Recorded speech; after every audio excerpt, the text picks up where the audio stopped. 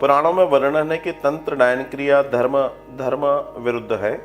जब ये धर्म विरुद्ध है तो इसकी उत्पत्ति कैसे हुई? धर्म विरुद्ध तो शिव शक्ति के मंत्रों का क्या रोल है? अच्छा प्रश्न है अपर्णा जायसवाल। बहुत बारीकी से एक बात समझिए कि दिन है तो रात है, अच्छा है तो बुरा है, अमृत है तो विष है, अच्छा है बुरा है, ये सारी चीजें बराबर मात्रा में रहेंगी।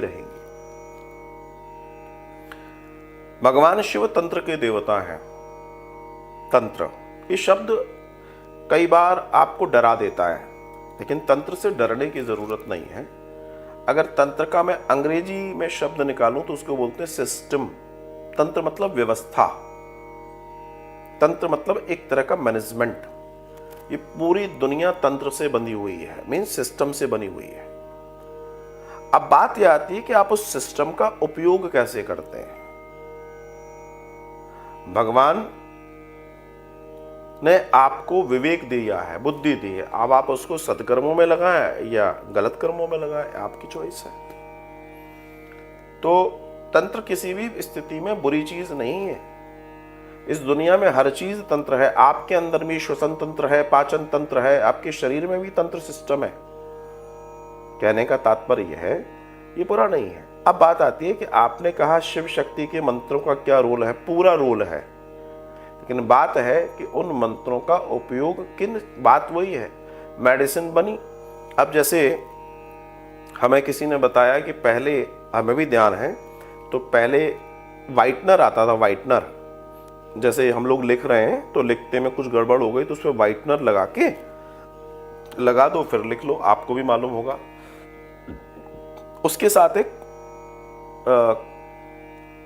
मेरे ख्याल से उसको स्प्रिट बोलेंगे या जो भी कुछ बोलेंगे वो भी उसके साथ, 2 बॉटल्स आती थी छोटी छोटी, आपने देखी होंगी। अब क्या हुआ, वो नॉर्मली मार्केट्स में मिलना बंद हो गया। क्यों बंद हो गया? क्योंकि लोगों ने, जो नशा करने वाले लोग हैं, उन्होंने क्या किया, वाइटनर खरीदा, रूमाल में लगाया और सूंघते रहे, और सूंघते सूंघते वो नशे के आदी हो गए। तो मेडिकल स्टोर से जो बीनने वाले हैं, जो भिखारी हैं या जो नशा करने वाले हैं, पढ़े लिखे लोगों की चीज उनमें चली गई, वो लोग ले रहे हैं, खरीद रहे हैं। सरकार को बैन लगाना पड़ा, जहां तक मुझे न्यूज है कि बैन लग चुका है उसके ऊपर। तात्पर्य है, तो क्या वो नशा करने के लिए बनाया था? नहीं, वो तो अगर राइटिंग में कुछ गड़बड़ हो जाए तो उसको वाइट कर दीजिए, उस पर लिखने के लिए बनाया गया। मैडम क्यूरी ने रेडियम की खोज किस लिए की थी? जगत के कल्याण के लिए। बॉम्ब बनाने के लिए तो नहीं की थी, विस्फोटक बनाने के लिए तो नहीं की थी, लोगों ने बना लिए। तो तात्पर्य यह है कि चीजें सारी संतुलन के लिए बनी है, लेकिन हम अपने स्वार्थानुसार उसका असंतुलन बना बैठे, तो ये दोष हमारा है, किसी और का नहीं है, ये हमारा दोष है।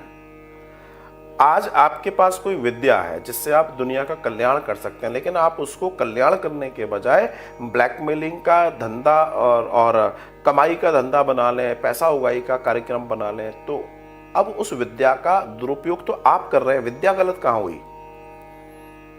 विद्या गलत कहां हुई? मैं ये प्रश्न कहना चाहता हूं। तो बहुत सारी चीजें समझने की हैं, जानने की हैं, जिन्हें बहुत बारीकी से समझना होगा। हमें डरने की नहीं, हमें जानने की जरूरत है, हमें पहचानने की जरूरत है, हमें उसकी डीप नॉलेज की जरूरत है। आपको मैं ये नहीं कहूंगा कि तंत्र नहीं होता, मंत्र। देखिए, तंत्र, मंत्र और यंत्र तीनों प्रणाली हैं। पहले तंत्र और मंत्र प्रणाली से जिंदगियां जी जाती थी, आज अब यंत्र प्रणाली है।